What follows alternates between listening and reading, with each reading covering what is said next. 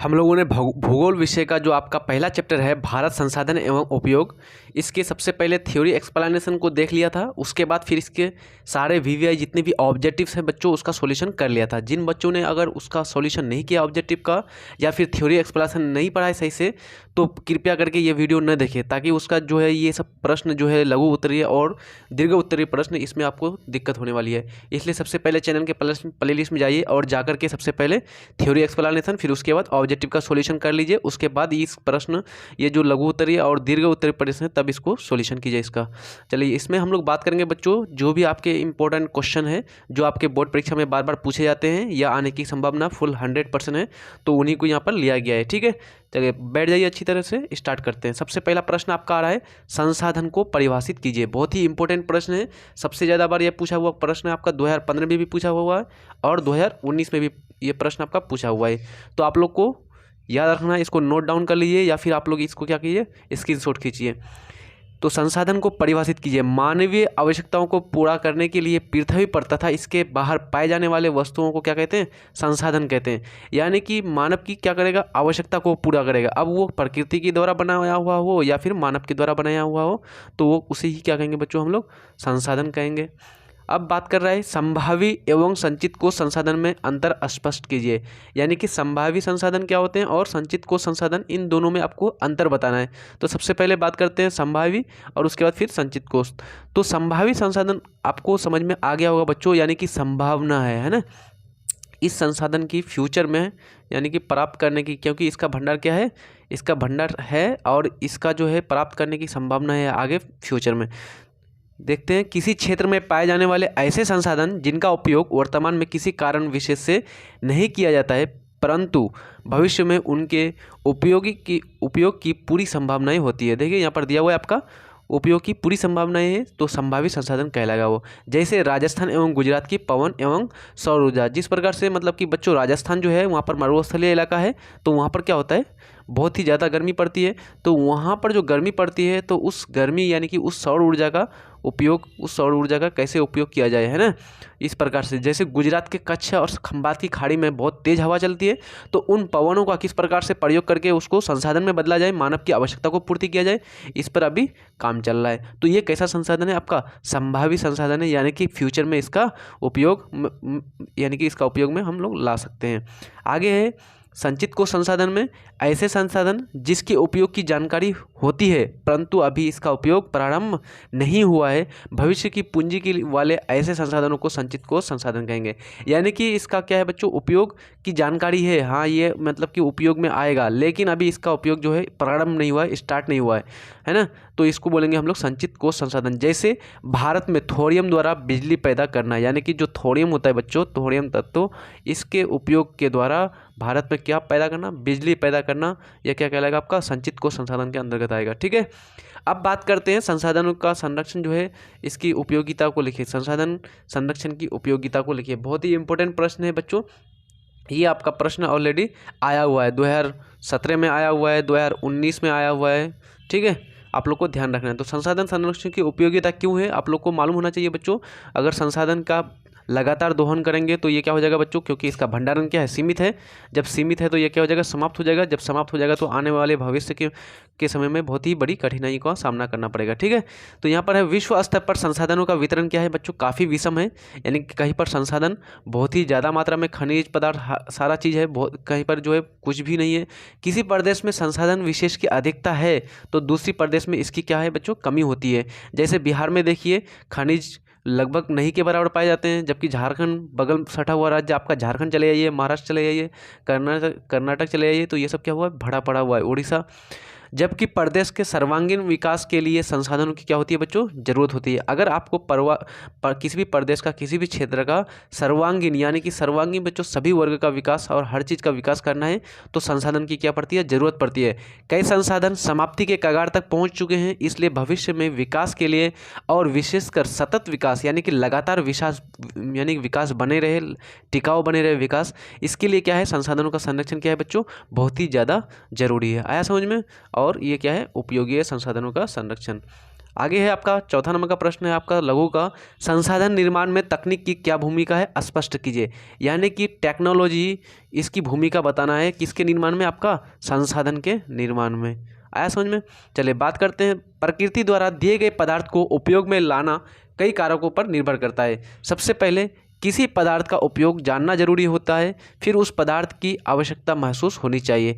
यानी कि बच्चों कोई भी पदार्थ होगा उसका अगर आपको उपयोग अगर नहीं मालूम है तो कैसे उसका आप प्रयोग करेंगे, और उस पदार्थ की आवश्यकता भी महसूस होनी चाहिए 100%, तभी आप उसमें दिमाग लगाएंगे। जब आप उसका उपयोगिता ही नहीं है और उसके बारे में कुछ जानते ही नहीं है तो उस पर फिर आप अपना तो कोई जो है अपना माथा नहीं लगाएगा ना उसमें। आवश्यकता में वृद्धि के लिए अलावा तकनीकी जानकारी में बढ़ोतरी होना भी क्या है, जरूरी है। उचित संभावनाओं और सुविधाओं के बावजूद संसाधन निर्माण हेतु तकनीकी ज्ञान होना क्या है बच्चों, बहुत ही ज़्यादा आवश्यक है। जैसे एग्जाम्पल के रूप में गिरते हुए जल से विद्युत पैदा करने की तकनीक विकसित होने के बाद ही जल संसाधन के महत्व में वृद्धि आई, अन्यथा यूं ही बहकर बर्बाद हो जाता है। यानी कि जो जल है बच्चों, बहुत जगह ऐसा है वहाँ पर तो पनबिजली के लिए नहीं लगाया हुआ है मोटर वोटर कुछ भी, तो वहाँ पर क्या होता है, वहाँ तो पानी का बिजली उत्पादन नहीं होता, मतलब बिजली का उत्पादन तो नहीं होता है, पानी का उपयोग तो नहीं होता है। लेकिन जब इस टेक्नोलॉजी का क्या हो गया बच्चों, विकास हो गया, जब जल से विद्युत यानी कि बिजली पैदा करने के टेक्नोलॉजी का विकास हो गया तो फिर क्या होने लगा बच्चों, एक बड़ी सी क्रांति आ गई, यानी कि जल से भी बिजली उत्पादन होने लगा। इसी प्रकार से संसाधन निर्माण की क्या है बच्चों, टेक्नोलॉजी बहुत ही ज़रूरी है। जैसे आप देख सकते हैं जापान देश को, है ना, जापान देश अस्त व्यस्त हो गया था जब दूसरा विश्व युद्ध चला था 1939 से 45 के बीच, है ना। वहाँ पर परमाणु बम गिराया गया था अमेरिका के द्वारा हिरोशिमा और नागासाकी पर, तो जापान क्या हो गया, पूरा समाप्त हो गया। लेकिन वहाँ पर जो है अभी भी देखिएगा बच्चों, जापान विकसित देशों की कैटेगरी में आता है। क्यों? क्योंकि वहाँ पर संसाधन निर्माण की टेक्नोलॉजी जो है बहुत ही ज़्यादा विकसित है और वहाँ पर मानव संसाधन जो है बहुत ही कुशल है, जिस कारण से वो अभी भी जो है किसमें, विकसित देशों की श्रेणी में आता है। आगे आपका संसाधन के विकास में सतत विकास की अवधारणा की व्याख्या कीजिए।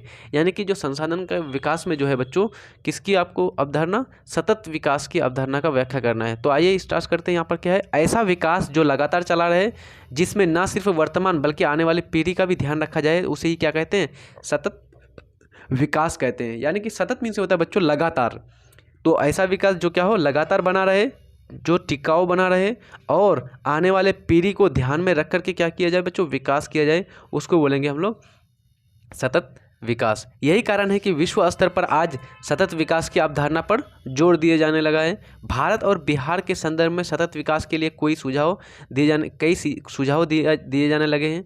सतत विकास के लिए संसाधनों का विवेकपूर्ण उपयोग होना जरूरी है, जिसके लिए संसाधनों का नियोजन भी आवश्यक है। संसाधनों का उपयोग इस प्रकार होना चाहिए जिससे पूरे प्रदेश का संतुलित आर्थिक विकास संभव हो। यानी कि बच्चों संसाधनों का उपयोग इस प्रकार से होना चाहिए ताकि क्या हो, संसाधन यानी कि जो है प्रदेश का विकास कैसा रहे, आपका संतुलित रहे, है ना। तो ये बहुत ही ज़्यादा ज़रूरी है सतत विकास, क्योंकि सतत विकास होगा तभी एक प्रदेश, एक क्षेत्र जो है बच्चों लगातार विकास करेगा और लगातार विकास करके विकासशील की श्रेणी से विकसित श्रेणी में आ जाएगा। आगे है आपका दूसरा नंबर का प्रश्न है, दीर्घ उत्तरीय प्रश्न का, स्वामित्व के आधार पर संसाधनों के विविध स्वरूपों का वर्णन कीजिए। यहाँ पर बोल रहा है बच्चों स्वामित्व, स्वामित्व मीन्स होता है बच्चों अधिकार, तो अधिकार के आधार पर यहाँ पर क्या बात कर रहा है, संसाधनों के विविध स्वरूपों का वर्णन, यानी कि विभिन्न प्रकारों का वर्णन करने बोला है। तो हम लोग स्वामित्व के आधार पर 4 प्रकार के बारे में जाने थे। सबसे पहला था आपका व्यक्तिगत संसाधन, दूसरा था आपका उसके बाद सामाजिक संसाधन, तीसरा था आपका राष्ट्रीय संसाधन और चौथा था आपका अंतर्राष्ट्रीय संसाधन, है ना। चलिए बात करते हैं। सबसे पहला आपका इसमें क्या लिख देंगे, किस तरह से, तो स्वामित्व के आधार पर संसाधन 4 प्रकार के होते हैं, इस प्रकार से लिखना शुरू करेंगे और पॉइंट वाइज आप लोग लिखना शुरू कर देंगे।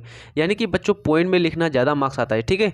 पॉइंट में लिखेंगे तो वहाँ पर जो एग्जामिनर होता है बच्चों, जो चेक करने वाला होता है, कॉपी चेक करने वाला, वो देखता है, वो तुरंत उसका आँख पहुँच जाता है पॉइंट पर और तुरंत देख लेता है कि हाँ 4 प्रकार है, 4 पॉइंट यानी कि पॉइंट के रूप में लिख दिया है, तो वो सीधे नंबर दे देता है, क्योंकि उसके पास उतना टाइम नहीं रहता है बच्चों, बहुत ही ज़्यादा कॉपी चेक करनी होती है। इसलिए आप लोग जब पॉइंट वाइज में लिखेंगे तो वहाँ पर आपका नंबर देने की संभावना, नंबर मिलने की संभावना बहुत ज़्यादा हो जाएगा, ठीक है। तो मैं यहाँ पर इसके लिए मैं सेपरेट वीडियो बनाऊंगा आप लोगों के लिए कि किस प्रकार से टॉपर जो है कॉपी लिखते हैं या फिर किस प्रकार से आप लोगों को एग्जाम में कॉपी लिखनी है। अभी एग्जाम आप लोगों का है अभी टाइम, तो इसलिए अभी वेट कीजिए आप लोग। पहला है व्यक्तिगत संसाधन। वह संसाधन जिस पर अधिकार केवल एक खास व्यक्ति का हो उसे क्या कहते हैं? व्यक्तिगत। आप लोग को मालूम होना चाहिए बच्चों, व्यक्तिगत ये अर्थ ही बता रहा है किसी खास व्यक्ति का होगा, है ना। जैसे कोई बगीचा हो गया, जैसे कोई प्राइवेट स्कूल हो गया, जैसे तालाब हुआ, जैसे कोई कुआं हो गया, ट्यूबवेल हो गया, वो सब क्या होता है बच्चों?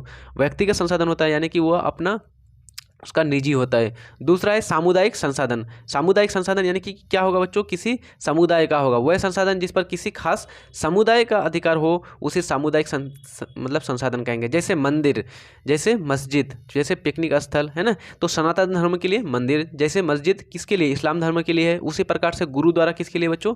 ये खास समुदाय सिख समुदाय के लिए, है ना। उसी तरह से चर्च किसके लिए? ईसाई, है ना, क्रिश्चियनिटी के लिए। पिकनिक स्थल तो ये क्या है? स्पेशल एक खास समुदाय के लिए होता है, तो इसको बोलेंगे सामुदायिक संसाधन।